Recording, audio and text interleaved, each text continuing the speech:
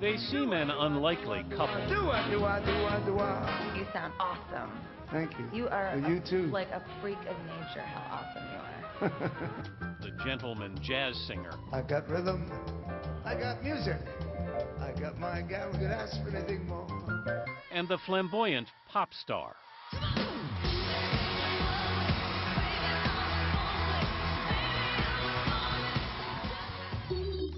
When I met her, the first thing I said, let's do an album together. She said, okay. It was just that quick. I was a jazz singer since I was a little girl, and nobody had really picked up on it. And so when Tony asked, I got really excited. I can't give you anything but love, baby. She's 28, he's 88. But Tony Bennett and Lady Gaga like making music together. What was it like performing with him? It must have been a little bit intimidating. Oh, yeah. Oh, no. Oh, wow. Come on. He asked me the question. Okay. They met at a charity event a few years ago and hit it off. When Bennett went to one of Gaga's concerts this year, she climbed a ladder to the balcony to serenade him. When you started climbing up the ladder, I said, what's going on? Why is she doing that? I had to get closer to you. I told you I don't like to be anywhere but cheek to cheek when you're in the room. Heaven, I'm in heaven.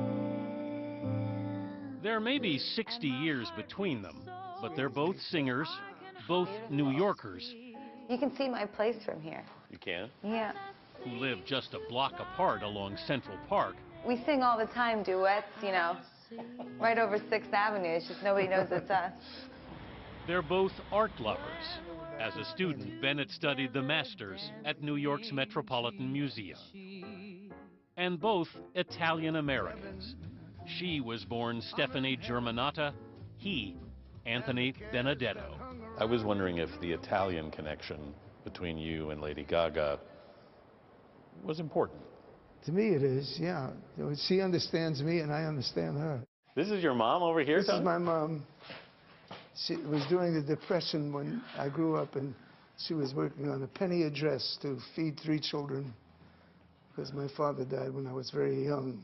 What a beautiful photo, Tony. And she was such a wonderful person. In She's fact, got you those deep remind me of set her. eyes. You know, Yeah. you're very, very similar to her.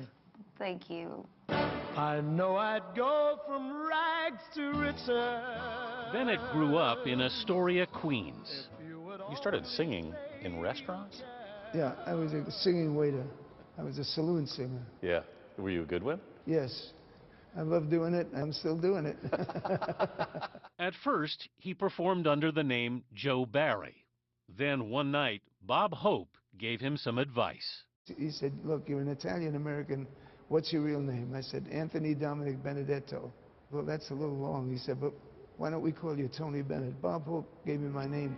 Signed by Columbia Records, Tony Bennett's first single, Because of You, went to #1 in 1951. Because of you.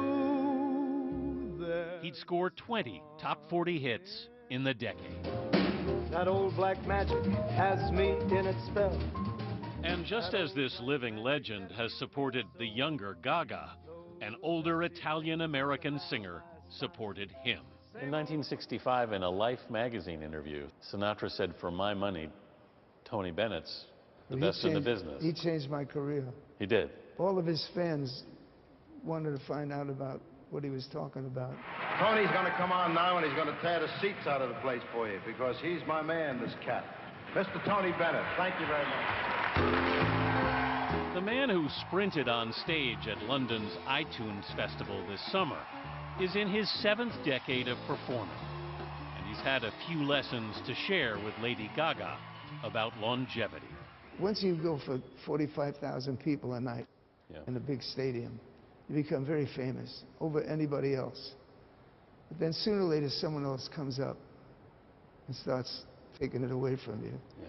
This album will prove to her that through the years, she'll always be around because it proves that she's a great performer. Do you think she was worried about that? No, I was worried about it. You were? Because I like her a lot. As a person, she's a great performer. And I know that eventually, by doing what she was doing at just that one thing, sooner or later someone's going to come and top her. You've seen that happen. Oh, many times. Many times.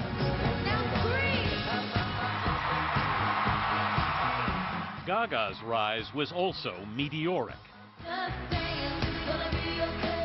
Her first 2 singles went to #1 in 2009. But her last album, Art Pop, released last year, failed to be the blockbuster the industry expected. You yourself were quoted as saying last year, people think I'm finished. Did you feel that people thought you were finished? I felt like people were, some people were holding me to a very high standard. Everybody's hooting and hollering because, you know, I didn't sell 20 million records this time, which I did with my first album. And, you know, it's not easy to replicate that. And I don't have a formula. And after 6 years of working non-stop, Gaga says she was exhausted. You know, it's one thing to put a train on the tracks, but it's another thing to keep the train on the tracks. You can't just let the train while out on the tracks and just run out. You know, I crashed. You crashed. Sure. When did you crash? Well, I'd say sometime in the middle of last year. With everything that was happening, I just didn't even want to make music anymore.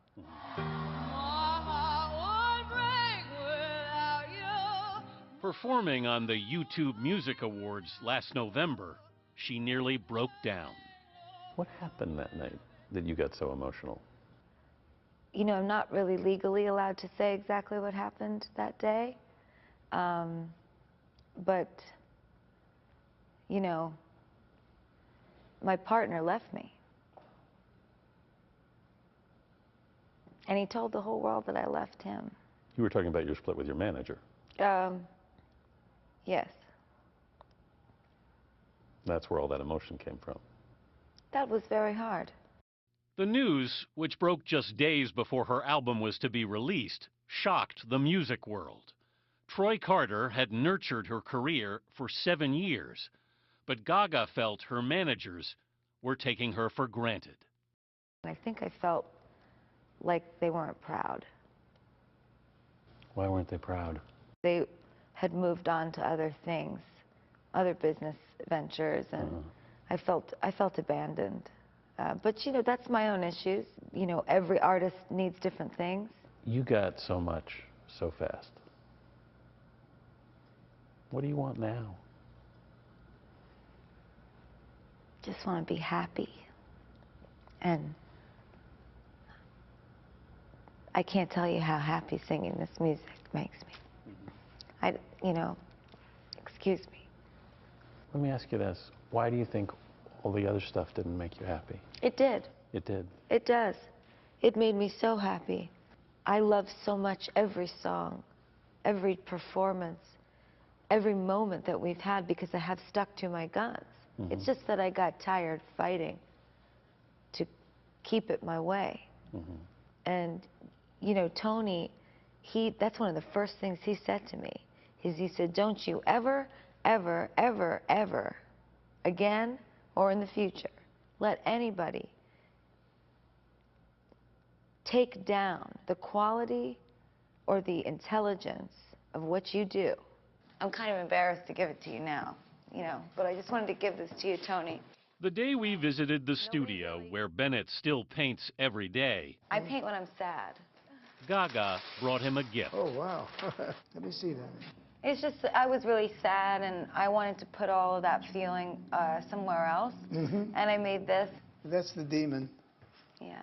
And Yeah, I wanted great. to give it to you because you have Thank so you. much to do with it being gone. I can see how intense it is, the feeling of it.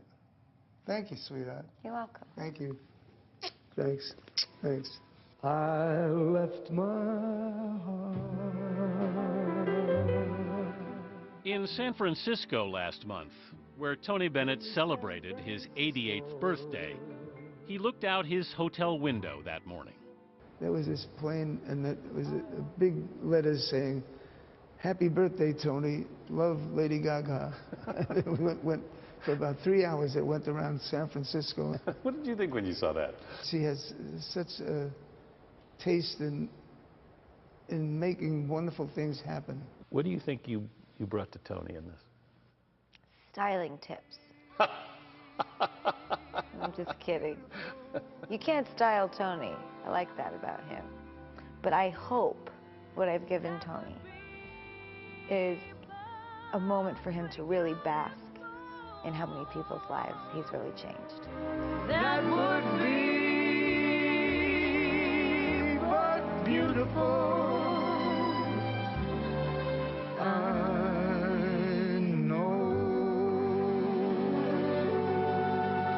Do I